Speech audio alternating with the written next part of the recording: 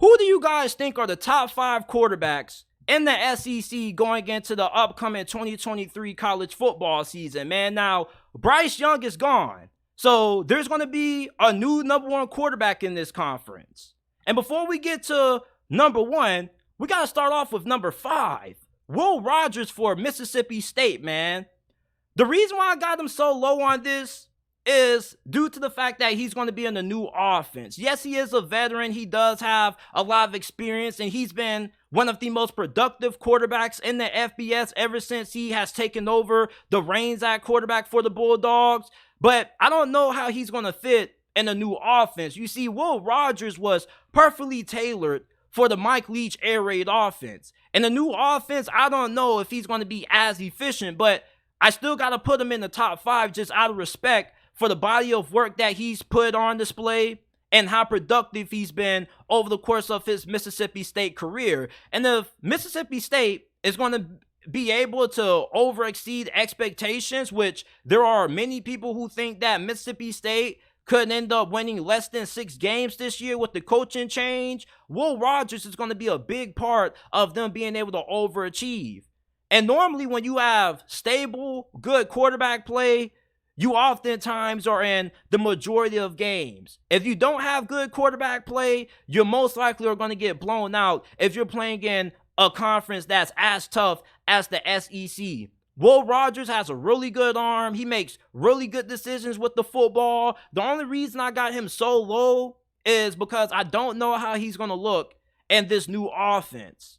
Spencer Rattler comes in at number 4. Now, the Rattler struck late last season. His final 3 games for the Gamecocks last season were really impressive. We all remember when South Carolina snatched the soul of Vol Nation when they not only ended Hendon Hooker's season and ended their Heisman hopes for him, but they also ended their college football playoff hopes for Tennessee as well. And a large reason for that was because Spencer Rattler went off in that game. He had 6 touchdowns and no interceptions. And what's scary about Spencer Rattler is that when he's on and he's hot and he's cooking with steam, this dude is one of the most talented quarterbacks, not just in the Southeastern Conference, but in the whole entire world of college football. You got to remember that there was a time where Spencer Rattler was viewed as a first-round pick.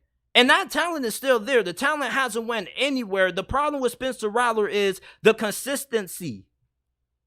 Can he keep up that same level of play and consistency that he had the final couple of games for South Carolina last year and carry that momentum over into this season? I think that's going to be the biggest question for determining how well Spencer Rattler is going to play. Are you going to get the same Spencer Rattler that you saw for the majority of last year that was inconsistent, made bad decisions with the football, or are you going to get the South Carolina Spencer Rattler that went 6 touchdowns and no interceptions against Tennessee?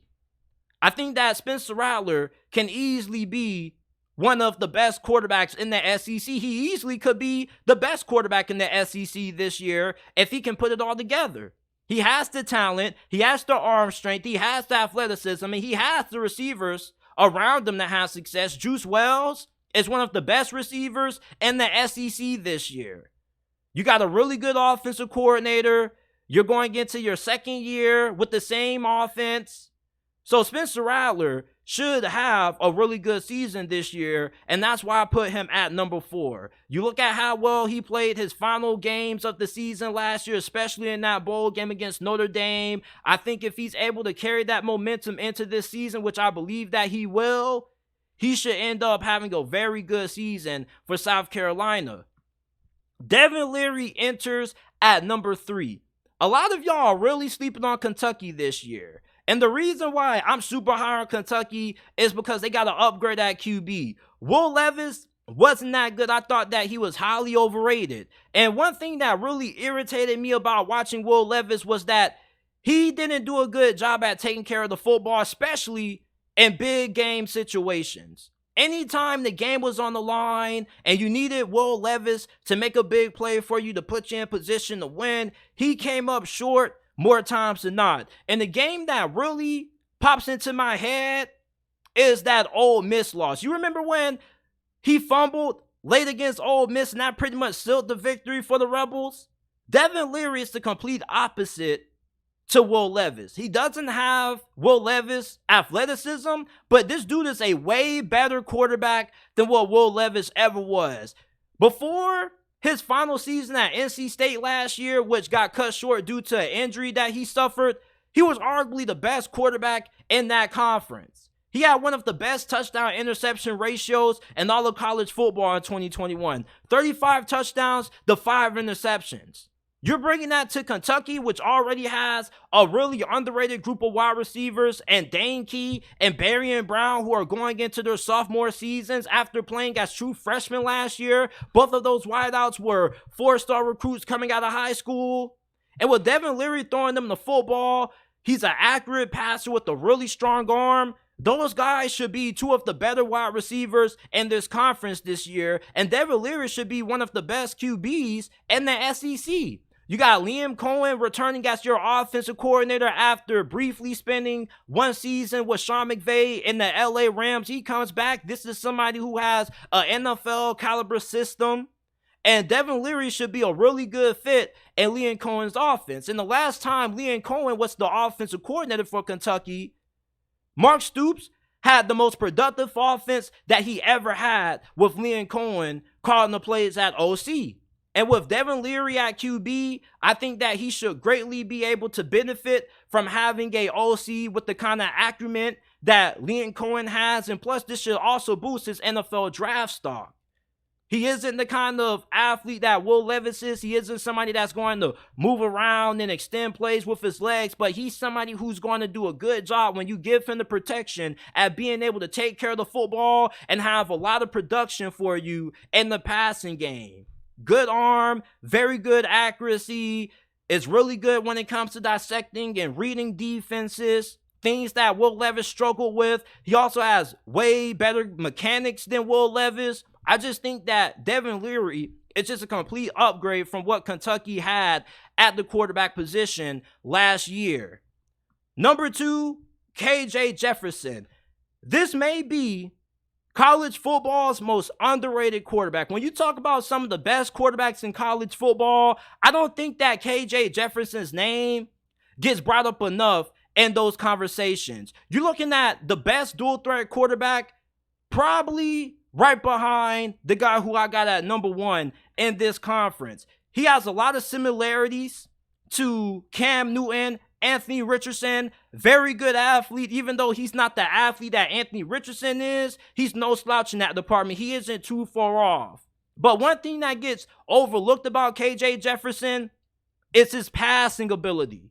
This dude has had one of college football's best touchdown to interception ratios ever since he took over the reins as Arkansas' starting quarterback. Last season, he had 24 touchdowns, only 4 interceptions, while completing 68% of his passes, along with 9 touchdowns on the ground.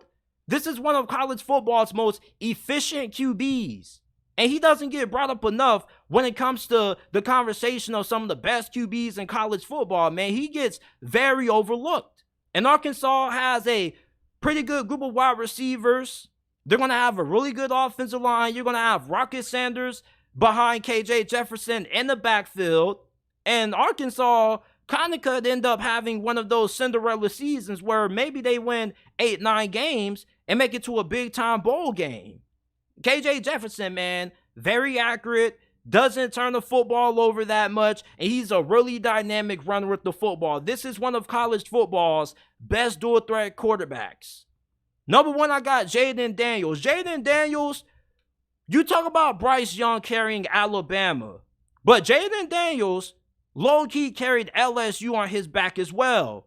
LSU, their offensive line was not good last year. Their run game wasn't that great. As a matter of fact, Jayden Daniels, not only was he their best quarterback, but he was their most productive runner of the football as well. And you remember what he did in some of their biggest games last year against Alabama, Ole Miss, Florida. This dude did it all. He was the heart and soul of LSU last year. And if LSU is going to not only win the SEC West again, but potentially win the SEC Conference this season. They're going to need Jayden Daniels to do what he did last season and then some. He makes great decisions with the football. I think he's a pretty accurate passer.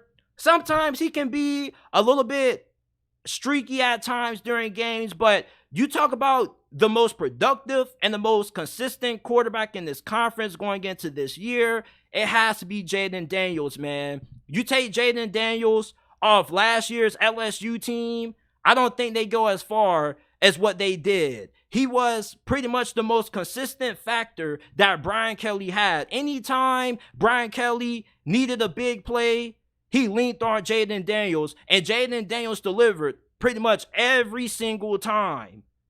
Jayden Daniels is the best quarterback in the SEC going into this season, in my opinion. I think he carried LSU's offense a good bit last year, looking at how well he ran the football and how good he was in his first season at that LSU program. He had a similar season to what Bryce Young had the year he won the Heisman. Now, it wasn't as good statistically, but I'm just talking about from an impact standpoint. From an impact standpoint, you take Bryce Young off last year's Alabama team, and they probably have a couple more losses. You take Jayden Daniels off that LSU team, I think they probably only had 6-7 wins. There were games where Jayden Daniels went in, and he just absolutely dominated. From opening kickoff to the final whistle blowing.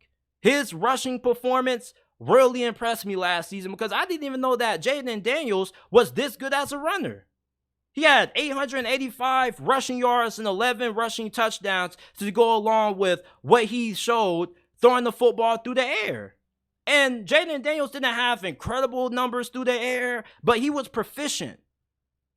So I'm a big fan of Jayden Daniels. I think he's the best QB in the Southeastern Conference going into the 2023 college football season. But these are my top 5 quarterbacks going into this season in the SEC. Let me know who you think I left off this list, who should be included, who's too high, who's too low.